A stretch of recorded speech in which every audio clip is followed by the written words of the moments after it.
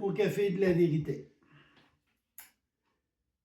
Aujourd'hui, j'ai eu à cœur de vous parler de l'Écriture, donc la parole de Dieu, et aussi des faux pasteurs. Il y a de plus en plus de faux enseignements, de faux pasteurs. On voit sortir les femmes pasteurs. La parole de Dieu est claire là-dessus. Dieu a donné des rôles à chacun. L'homme a certains rôles et la femme a d'autres rôles que l'homme ne peut pas faire. On va vous dire de quoi, là? La mère de mes enfants était bien meilleure avec eux que moi. Il y a plusieurs aspects là, que la femme est beaucoup supérieure à l'homme. Mais quand tu es pasteur et que tu arrives à un endroit, que la personne est malade et est en train de mourir, ou tu arrives à un endroit puis le mari vient battre sa femme, il y a beaucoup de femmes qui auraient de la misère, là. L'homme a le cœur un petit peu plus dur. Donc, chacun a sa place. Dans Actes 17:11, ça dit « Ces Juifs avaient des sentiments plus nobles que ceux de Thessalonique. » Là, ici, on est à Bérée. Ils reçurent la parole avec beaucoup d'empressement, en examinant chaque jour les Écritures pour voir ce qu'on leur disait était exact. Vérifiez, ne croyez pas celui qui parle. Croyez la parole de Dieu. C'est là la vérité. Il y a eu un enseignement, j'ai été quelques fois dans une petite église dans la ville ici. Sur à peu près entre 10 et 15 fois, j'ai vu au moins 3 mauvais enseignements. Il y en a un, le gars enseignait que Goliath avait reçu la roche sur le genou et non dans le front. Drôle, hein? J'ai à peu près 8 ou 9 versions françaises, 2 versions espagnoles, une version anglaise et dans l'hébreu, Goliath l'a eu dans le front. Vérifiez. Lui, il disait que c'est arrivé sur le genou, mais si Goliath serait mort, il n'aurait pas pu se faire couper la tête. On a vu souvent des gens se cogner la tête et pas mourir sur le coup. Donc, il pouvait avoir tombé sans être mort. Voici une fausse enseignement. Un autre enseignement qu'il y a eu, c'est dans 1 Samuel 20, où ce que le fils du roi et David se mettent ensemble pour vérifier de quoi? Du roi. On tombait dans une grande fin de semaine de 3 jours de fête. David dit, dis à ton père que je vais être parti, si je me souviens bien, c'est Nazareth. Et selon sa réaction, nous allons voir si c'est un piège qu'il essayait de me faire ou autre. David n'a jamais été à Nazareth. David, c'est un ancien berger, il s'est caché dans le bois. Et on voit, si vous lisez l'histoire, vous allez voir vers la fin, le fils du roi dit, si je lance des flèches devant toi, ça veut dire que tu peux revenir. Si je les lance derrière toi, ça veut dire ne reviens pas. Donc, il est dans le bois caché. Il n'est pas parti pour l'autre ville. Donc, un faux enseignement, parce que lui disait qu'il était parti dans l'autre ville. Donc, c'est important de vérifier la parole de Dieu. Marc 13, 22.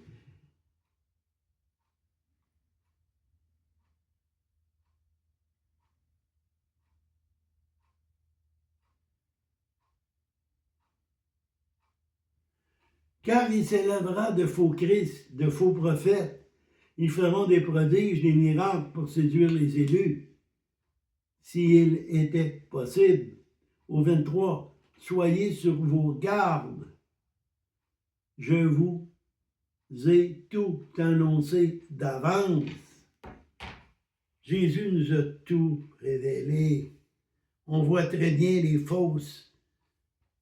faux pasteurs, les faux prophètes. Il y en a énormément en Afrique qui se servent même de la magie noire. On a des gens, là, comme, je n'ai pas son nom complet, là, Joy, je ne sais pas quoi, aux États-Unis. Combien aux États-Unis vont prêcher une fausse évangile, l'évangile de la prospérité, vous allez tous devenir riches. Ben, il y a rien qu'eux autres qui se promènent en hélicoptère et en jet privé. Beaucoup dans l'Assemblée meurent de faim. Allumés. Ici, au Québec, il y en a beaucoup aussi. Tu rentres dans l'église, en rentrant dans l'église, c'est un guichet automatique pour retirer de l'argent. Yo! Jésus a donné gratuitement. Oui, je crois qu'il faut donner, parce qu'il y a de l'électricité, il y a de l'entretien, ça prend un salaire. Mais quand tu mets un guichet automatique pour dire aux gens, envoyez, donnez, donnez. D'autres changent les versets. Je connais 2 personnes qui ont été à l'église Nouvelle Vie de Claude Hood, mais personne n'amène le Bible. Et ceux qui l'emmènent, ils voient que ce qui est écrit au tableau et ce qui est écrit dans la Bible est différent. Pourquoi? Parce qu'il y a un gars qui aime l'argent. Ce qu'il veut, c'est l'argent. Faites attention, plus qu'on approche vers l'enlèvement, plus qu'il y en a qui vont essayer de séduire et profiter. Matthieu 7,15.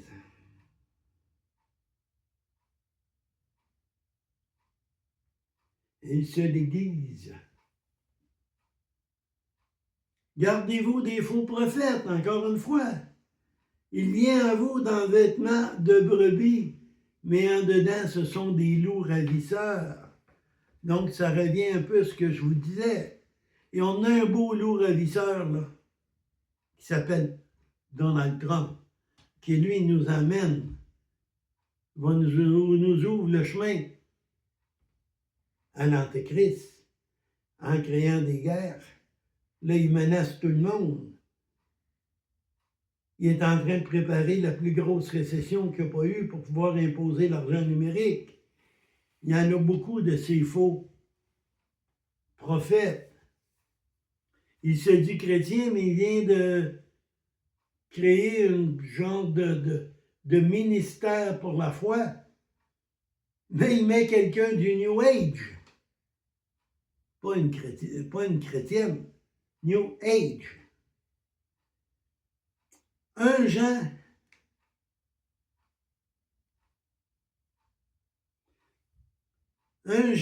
4, 1. Bien-aimés, n'ajoutez pas foi à tout esprit, mais éprouvez les esprits pour savoir si ils sont de Dieu, car plusieurs faux prophètes sont venus dans le monde. Il faut reconnaître si c'est vraiment en accord avec la parole de Dieu, ce qu'on vous dit. C'est extrêmement important. Il n'y a aucune religion qui sauve. Il n'y a aucune tradition qui sauve. Il y a juste Jésus qui sauve. Il n'y a pas personne d'autre. 2 Corinthiens 10, 18.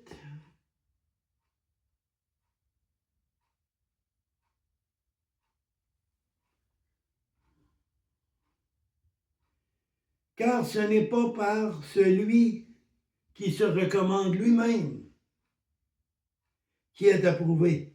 C'est celui que le Seigneur recommande. C'est pas parce que vous allez dans un collège biblique que vous apprenez la vérité de la parole de Dieu. Vous apprenez une religion. avec ses traditions. Si vous allez dans un collège biblique baptiste, vous allez apprendre la tradition baptiste. Si vous allez dans un pentecôtiste, vous allez apprendre la tradition pentecôtiste. Si vous allez chez les frères chrétiens, la même chose. C'est Dieu qui décide. On ne le fait pas parce que c'est un métier qu'on veut faire, comme si je choisirais d'être médecin ou avocat. Il y en a beaucoup de faux, parce qu'il y en a beaucoup qui sont des bons vendeurs, qui sont capables de vous vendre ce qu'eux veulent et s'enrichir à votre dépens. Oh, je vais prendre ce métier-là, fait qu'au lieu d'aller me geler les fesses pour réparer un moteur diesel du camion qui est pris dehors, ça va être bien moins dur. Hein? Non. Quand Dieu t'appelle, première des choses, il te le fait dire par d'autres personnes. Il te le met dans le cœur, mais il te le fait certifier par des gens que normalement, soit tu ne connais pas, ou des gens que tu ne parles presque pas. C'est là que Dieu va t'approuver. Ne vous laissez pas embarquer sur n'importe quoi. Examinez les Écritures comme les gens de Béret faisaient. Et là, on ne vous emplira pas avec n'importe quoi, avec des faux messages, avec des roches sur le genou au lieu du front. Il me semble qu'il y a une bonne différence de hauteur, surtout si tu es géant.